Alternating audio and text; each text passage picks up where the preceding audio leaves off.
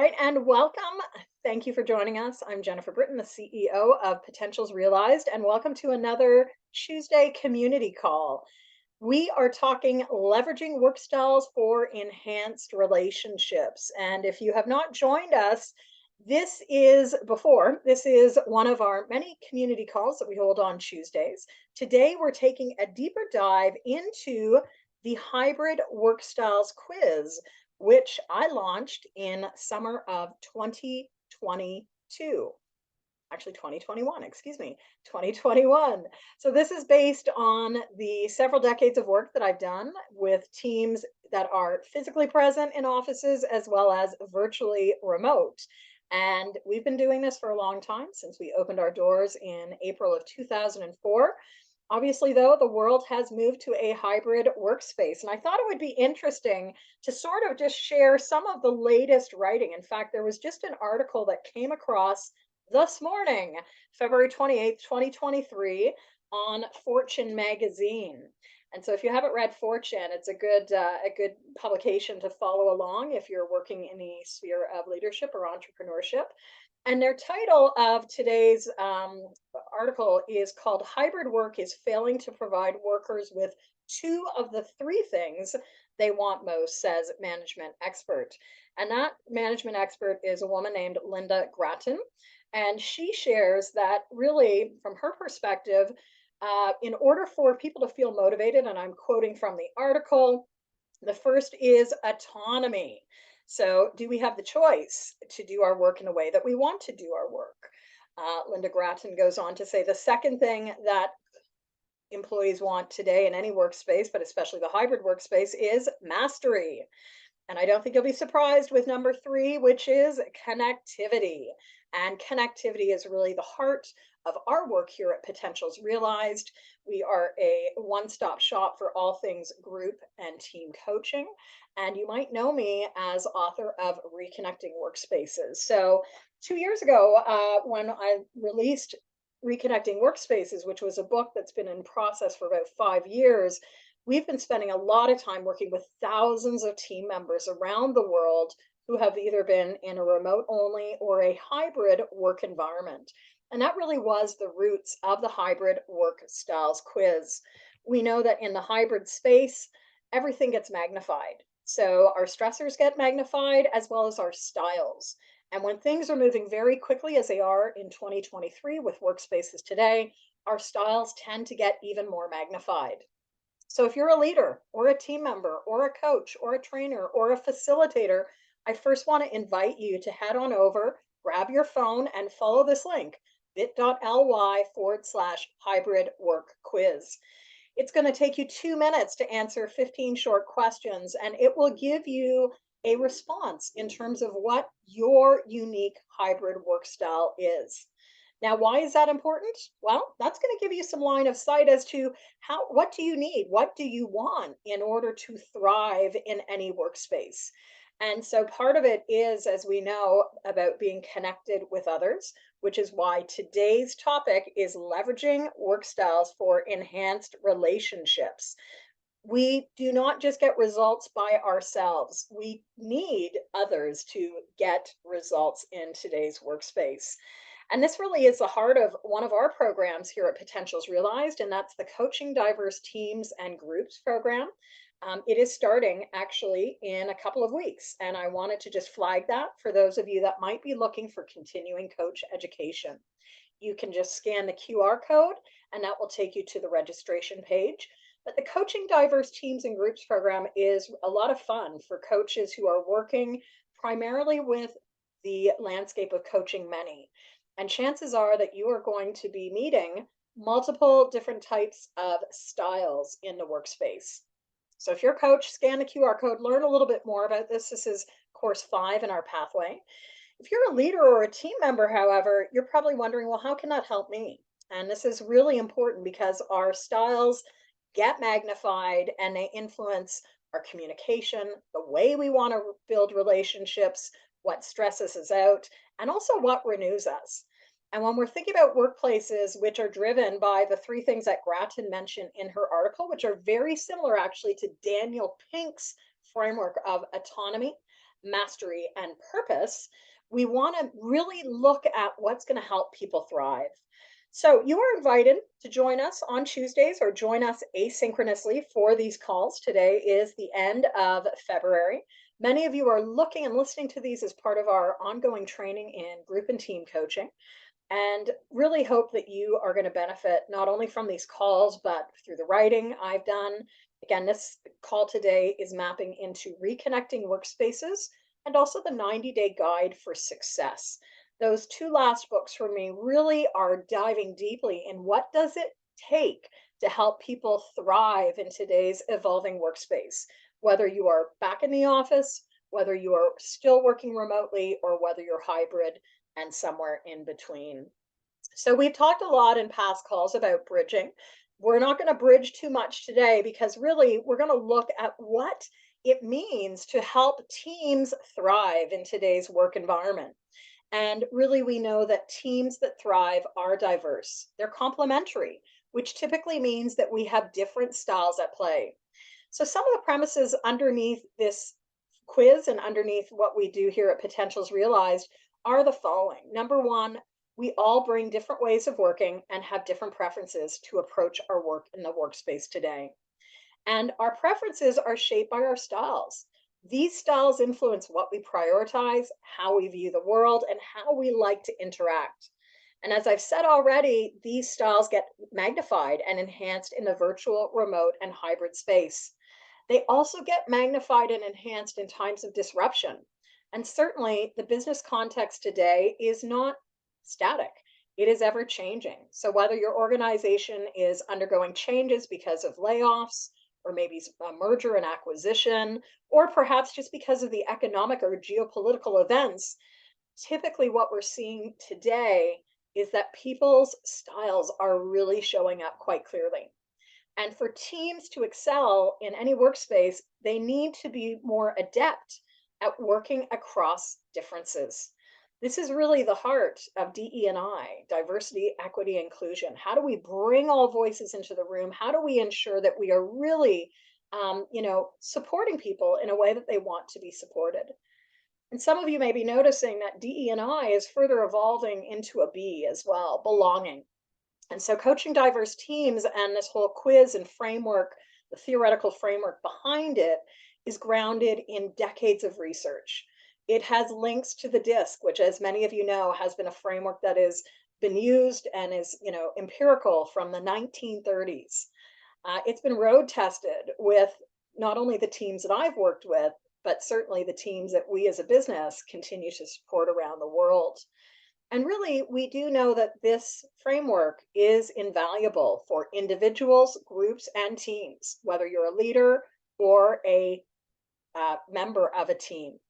We need to learn how to expand our range. So, in today's call, I want to take us into the 5 different styles, share a little bit more, but I'd like you to be thinking about how are you building relationships? Because back to Grattan's article, and this wasn't planned, but I think it's a really important piece to be thinking about.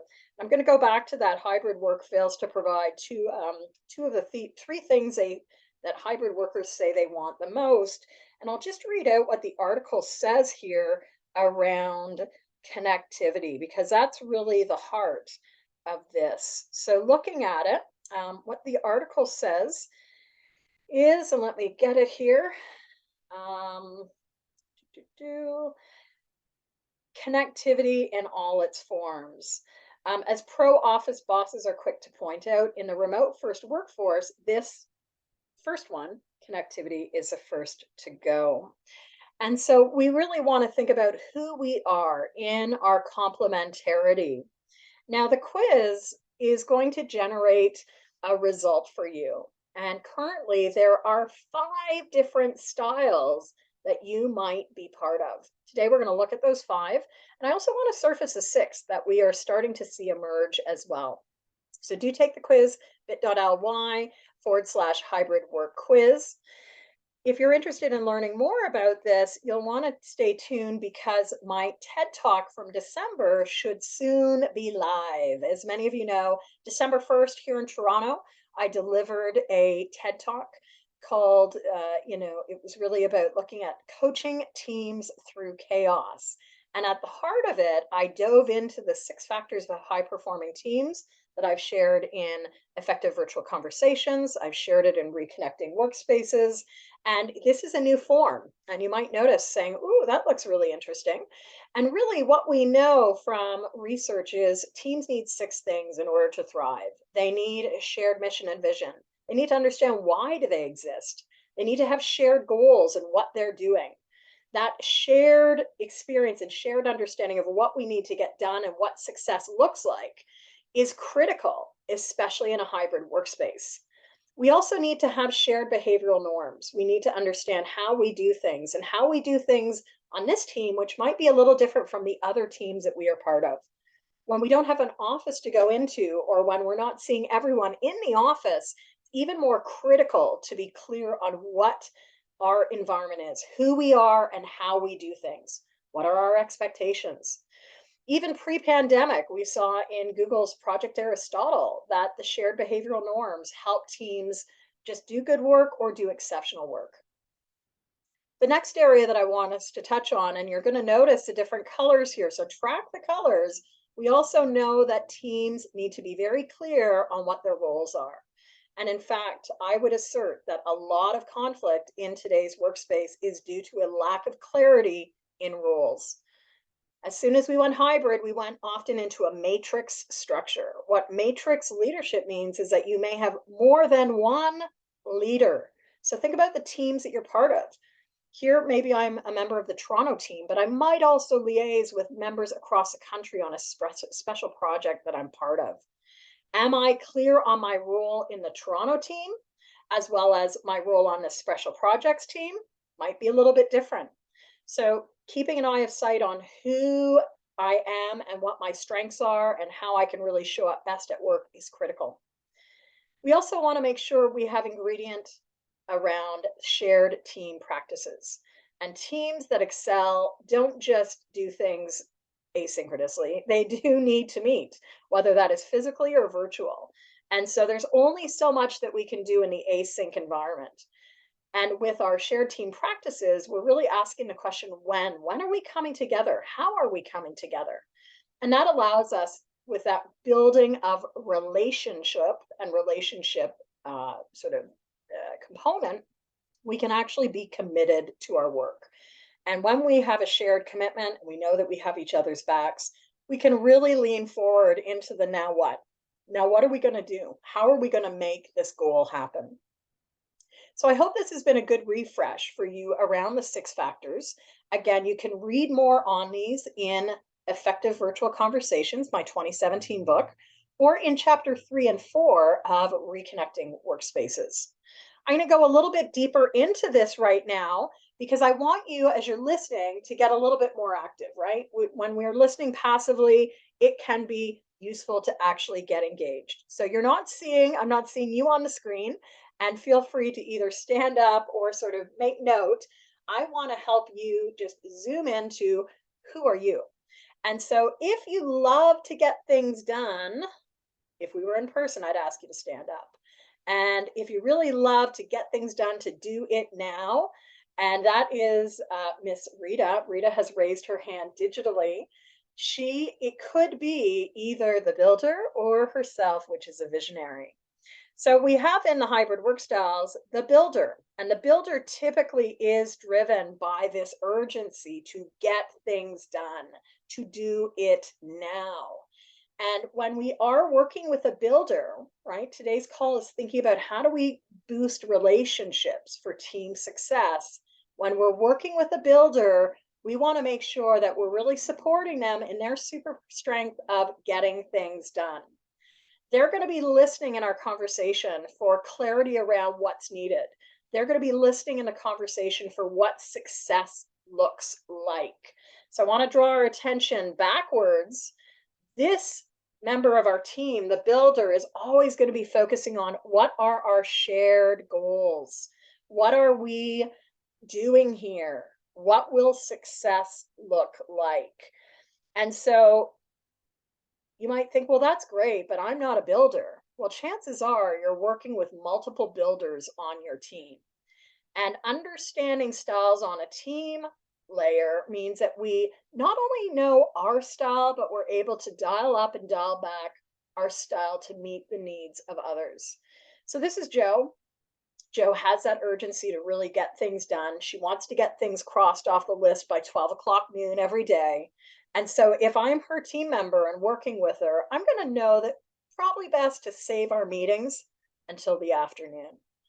One of the greatest challenges right now in the hybrid workspace and in the evolving workspace is the fact that people are feeling like they're not getting any work done when they're being called into the office, because the office is now being seen as this quote unquote collaborative hub, the place where we have to meet. But is a meeting really needed? Someone like Jo, who is a builder, would say, you know what, we just actually need to get things done. Let's use technology to track those things. So builders might be asking the team to adopt things like Monday.com or Asana. Really, they're going to be wanting to look at how do we get things, but how do we get things done more effectively and efficiently? So think about your builders. We also might have members of the team who are all about connections. So, similar to what you see here, this person on the team is noticing the web of relationships, or the web of how this task connects with that task. Naturally, the connector, who is our team member named Ned, is really thinking about the bigger picture. Often they may be seeing things strategically, but they are the ones who are so adept at connecting things, people, information, resources. So think about your team, or maybe this is you. And if you are working with a connector or you are the connector, they're going to have a high need for certain things. They're going to always be listening for what's the connection here. So they may be really listening at the meta level, that high level, strategic level. They may not be seeing the granular details as much. And if you recall, going back to the 6 factors, our red wedge was all about shared commitment. So the connector is going to want to make sure that everyone is committed. Everyone is saying, I've got your back. And chances are in the team meeting, they're going to be asking for clarity around who's doing what, by when. They're also the one who's saying, hey, let's get together. Let's talk about this. Let's do it. So once again, think about what the needs of the connector are compared to, say, the builder that we started with. And while the builder wants to get things done, the connector might say, hey, can we slow it down a little bit? Can we slow it down so we are all on board? We can get our questions answered. Now, third one want to look at today, which is, and I'll invite you to stand up, do a stretch, do a hand raise. If you are the person on a team that's always focusing on what's possible, if you're actually looking out at the horizon saying, hey, what could we do? Or maybe you're the one on the team that's noticing there's a bend in the curve ahead. This person, and I'm surprised Rita didn't put her hand up for this one, this is the visionary. And Rita, who is on our call and on our team, is the visionary. In our digital dozen, our visionary member is Mo. Mo is a creative coach, and she really holds the space for a shared focus on our mission and our vision. Without a clear vision, it's really important. And Rita's just clarifying earlier when she put up her hand, it was just to give a heart, a like. So Rita is really the visionary. I may get you to come on in a minute to give voice to the visionary and some of the elements on a team that they're looking for. Because if we're building relationships with a visionary, and remember that high performance in any workspace, virtual, remote, hybrid, in person, means that we have a focus on results and also a focus on relationships. And when I say we have a focus on relationships, it really means that we want to be listening and leaving space for the visionary to have their space to ideate, to create, to think about what's possible. The builder will come in and say, hey, that's great, but let's get it done. The builder will probably be the first person to not necessarily be a cynic, but will be like, you know what, we can't get that done right away, but let's start here. Let's get to the first milestone. The connector will love working with the visionary because they will see that oh, if we have this vision and we want to go, from 0 to 100, we need these people, we need these resources, we can connect, the resourcing in another team to what we want to do. We can learn from their case study. So it's really important in any team that we have that shared mission and vision. Again, Seneca, who was an ancient Greek philosopher, said that if a person does not know the shore to which they want to go to, any wind can take them anywhere. So in a long range way, if we put that to 2023 language, basically we need to have a vision in order to get to where we want to go. So Rita, since we've got you on the line, I don't know if you're able to unmute, but is there, Yeah, definitely. yeah, what do you want to say about the visionary? So I guess I'm the type of person that comes up with a million and one ideas to try to solve the world and all its problems, or the world of wherever it is that I'm working with that day. And what I'll end up doing is trying to liaise with people who have skills that I don't to make it happen. So, I mean, I certainly like to get stuff done. It's one thing if you have an idea, but you want to see it become a reality as well, and you want to see people benefit from it in some way, shape, or form. So I use my networking skills to figure out who would be the best person to project manage this, and who would be the best person to um, be the champion for it along with myself. So I need cheerleaders, right? I need people to be the actual boots on the ground, right? And so that's when I call my builders. I need to get something done. Can you help me? Then they're happy to, right? And of course, sometimes my ideas are very futuristic and not ready for this time and space yet. And occasionally I have to come to terms with that. But, within the context of what I can control, I certainly want to ensure that, if I have a vision for something, that I can figure out how to get it on the ground, out of the sky and onto the ground, right? So that's where networking and your connections are really important, and understanding what people are really good at and how to leverage their strengths. And that's key, right? In a team, we need to really look at how do we amplify.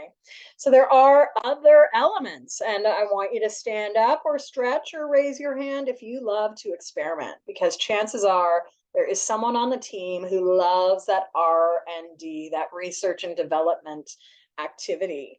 And so this is embodied in our Digital Dozen team with Sam, who is an innovative experimenter. And the innovative experimenter is all about pushing the boundaries. They're all about, being the alchemist on the team, hence the beakers, where we really want to look at like, what would happen if we put this with that? What is possible if we do some experimentation? Now, the IEXP team member is probably very comfortable in an agile environment, that rapid iteration and action and learning. And they are also going to be the advocate for ensuring that there are shared team practices, right? In order to run fast, we do need to connect people and share that learning, cross pollinate or cross fertilize the things that are working and the things that are not working. And teams need to come together to share that information, whether it's live, whether it's asynchronous, whether it's physical or virtual. And so just think about the needs of the IEXP. Chances are they are the one in their innovation. They want to be able to be trusted and they want to be able to be autonomous. So it's interesting, right? With that, the Fortune article that I shared with what Grattan had shared of the three needs of autonomy, of connectivity, and also in terms of the second area of, I'm going to go back to what she said as her second area, which can't find it. Just want to make sure that I'm quoting her exactly. Second area was the mastery, right? So Grattan shared autonomy, mastery, connectivity. Again, very similar to Pink's framework of autonomy, mastery, and purpose. I would say the elements are connectivity and focus, as well as the autonomy, really key in today's remote and hybrid space. So that is our innovative experimenter. And their needs are a little bit different. They want to be left alone. And then we have our fifth team member that I'm going to just introduce. And if you are the person who loves to focus on the environment you want to create, or how do we do this? How can we make this happen? That is the world of the culture wizard. And this is Jane, our culture wizard, who really is all about let's have some clarity on our norms, how we do things here, how we want to work, and how we operate. They are going to be looking for probably some high touch time, whether that's an interactive conversation, dialogue across the team. They're probably going to be the one that's bringing voices into the team and stimulating that constructive interaction or that dialogue, which may involve some conflict that needs to happen. So the culture wizard on the team is always looking at how do we do things here? How are we different? And what is important to acknowledge and celebrate? The team will also, from the culture wizard's mind, be more effective if everything can be, shaped and containerized in terms of like clarity on how do we do things? Are people in the right role? What's the environment we want to create? How are we creating pause points to learn along the way? So notice that's a very different voice, right, than the others that we have looked at today. And I think the question is, what can we do to create a more enabling environment for you as a coach, as a leader, as other? And this is where we want to have those 6 ingredients at play.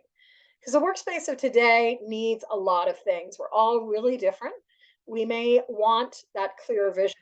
We may want a focus on looking at um, how do we operate in different ways. We also want to make sure that we're helping people get clear on the direction and building in those opportunities for people to come together and connect in with each other.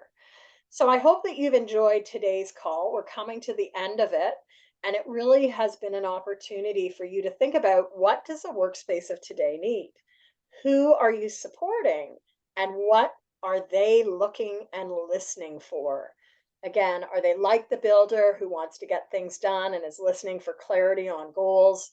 Are they like the visionary hearing what's possible and wanting that space to ideate? Are they listening for connections? Or are they listening for what could be fused together, like the innovative experimenter? Finally, they might be listening for the culture wizards world of how are we going to do things? Who are we and how do we exist? What I've enjoyed doing is taking sort of the hybrid work styles and also thinking about how that then influences us if we're working with, say, an entire team of builders. And Rita and I often share the fact that last year we had a team engagement. 85% of the team members were builders. That meant that as coaches, our approach needed to change. And so that experience was one of many things that influenced the second quiz that we offer, which is for coaches, which is the Superpower Quiz. So we look today at the digital dozen and the team's styles. But if you're a coach, it's also important for you to think about how do you need to dial your style. And this is our Superpower Quiz. So there are other calls on the superpowers. We'll continue to talk about that. And I hope that you enjoyed today's call. I know we've got Stephanie just joining in. Stephanie, if this is a recording, you'll probably want to watch for you as someone who is sat in HR. So thank you for coming in the last few minutes. We've got a few other people here with us as well who have been muted. Anything you want to check in around, or what drew you to come to today's call? I know you like these. What drew you to join us today? I just saw the email with the link. I wish I would have seen it sooner. But no, I always learn something from these calls. And I was just interested in the subject. I just heard you mention the Superpower Quiz as the second quiz you offer. What is the first one, may I ask? So that is what we talked about today. So you'll have to go back. I'm going back to the link. Thank You can you. see the backwards view. So what we looked at today, Stephanie, just and this is a great recap, we looked at the 6 factors and who needs to be on the team. So this is actually part of the first quiz, which is the hybrid work styles quiz. And so the person who would be interested in taking the hybrid work styles quiz might be a team member or a leader. And for you as a coach, this is a tool resource you may want to invite your team members to leverage. It is found at, and I'm just going to find the proper link. So let's see, we've got it at bit.ly/hybrid work quiz. Okay. And so these are 5 different types. They're different than the superpowers. And I think for someone like you or people who are working to support teams and organizations will find this invaluable. It does, in fact, map to course number 5 in our team coaching pathway, which is the Coaching Diverse Teams and Groups course. So just to sort of connect all those dots. And like the chairs, right, we often are invited to work with a team or a group. And as we sit down with them, we notice there's very different styles at play. There's very different needs. They're hearing and listening for different things. They're prioritizing different things. So what we did in today's call was really look at what are those diverse needs? What are people looking for? And the topic today was really looking at how do we leverage their work styles for enhanced relationships and also results. So do enjoy it. That's why we record these. You might be seeing this in 2023. It might be 2033, right? Like this is the beauty of video. And so head on over, take the quiz, 15 minutes. Like most of our quizzes, you're going to get a report. The report will look like one of those colors. You as a professional, any sort of professional, is going to have your own preference, and many of you do work in the hybrid space. So enjoy the report. It's going to tell you, you know, what your stressors are, what you really might need or yearn for in terms of thriving in the workspace. And if you're a coach, consider joining us for the 14 CCE program. It's going to be starting later this month, Tuesday, March 21st. It's going to be an early morning. We're going to do some early mornings in the spring, and it's a 14 CCE program. So it's officially course number 5 in the pathway. So that is it. Stephanie, any final questions? I know you'll go back and listen to this when it's ready. I will. That quiz, the hybrid work style quiz, is that available to us to offer to people we're working with? Absolutely, especially if you go through this training, you can then really help that team understand more about it. So it's part of the whole Reconnecting Workspaces. We've had more than 24 coaches who are Reconnecting Workspaces certified now. So they actually use this all the time with their clients. And what we've seen, whether it's appropriate, whether you're back in the office, hybrid, remote, really because of the complexity of the world, people's styles are getting so much more magnified.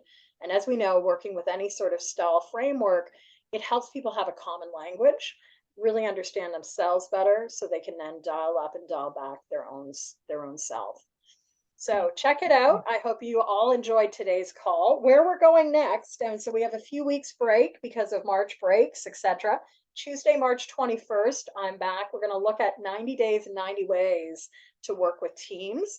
That's actually going to be part of, and there'll be a nice bridge into the 90-day guide for success, as well as those of you working in an organizational context, because so many different ways we can work with different people. And that's the heart of what we do in the hybrid work style quiz. So enjoy it.